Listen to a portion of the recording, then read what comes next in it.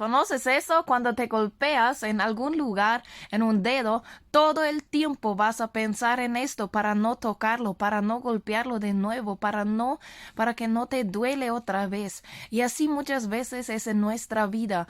¿Cuántos momentos en tu vida pasado o igual preocupaciones de tu futuro te duelen en tu corazón, en tu espíritu, te duelen y cada momento estás pensando en esto, cómo puedo manejarlo? No quiero perdonar otra vez porque me dolía mucho en el pasado, o no quiero soltar esto, no quiero soltar este dolor, pero hoy quiero motivarte.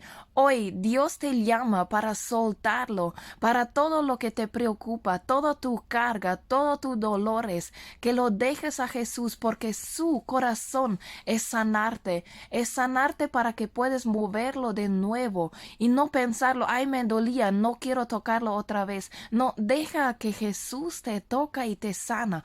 Hoy Dios te llama, Jesús te llama, porque Él tiene un propósito para ti. No importa tu situación, no importa lo que está delante de ti.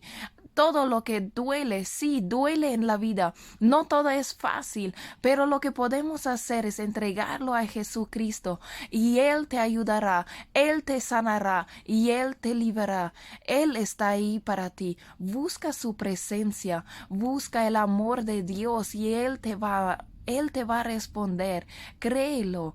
Y Dios tiene un llamado para tu vida. Créelo, búscale y Dios te bendiga.